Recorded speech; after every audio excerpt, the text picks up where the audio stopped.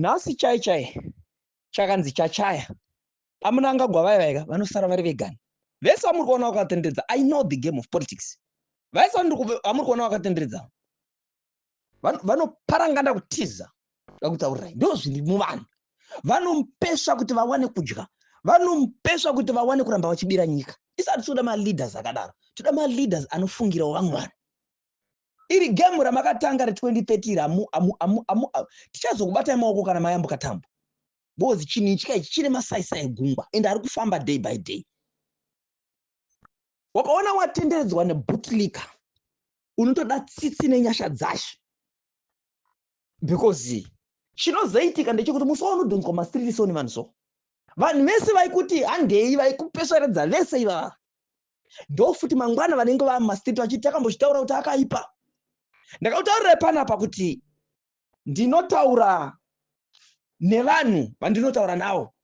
Vamwe vakawandisa vari kutoita maslogan e2030 vanotouya kumainbox kwangu vachitoti nyoka shamari vakomana kana chachayaka amana haikone kuzotera sawo because isusu kana kuti uraisa because isusu tiri kungoita izvi because tiri kutya kuuraiwa because vese vari kutaura zvehwedza vese vari kuda munangagwa vari kuda chiwenga vari kuvictimizwa.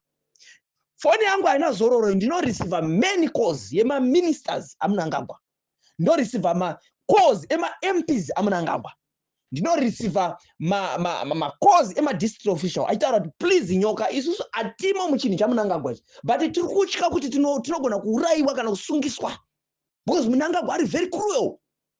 So makandinzwa ndichiti munangagwa haana vanhu ka mune muchitaura kuti pamwe ndonyepa. Munangagwa is one of the people asingadiwe muZimbabwe nevanhu vakutaurirai. Munangagwa hadiwe. That's the reason why even kuma election ake first election yake yekuti ave president 2018 ma-MPs anga ane vanhu kufura iye.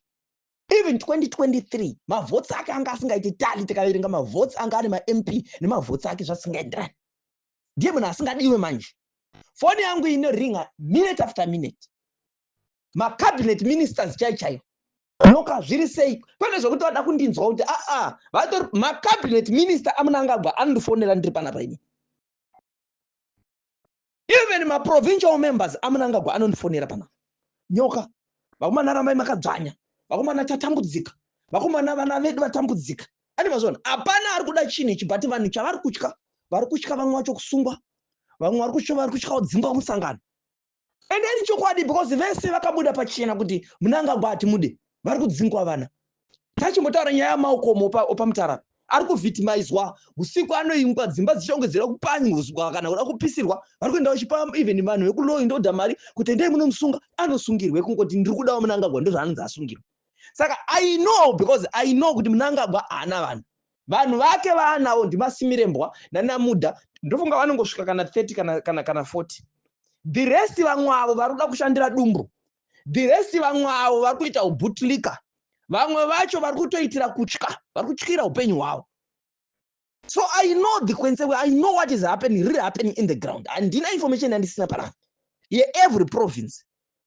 I'm telling you kuti mangwana chakanzi chachaya demonstration yekuti nonzonzi chachaya mukomana ngaaende yakanzi chachaya.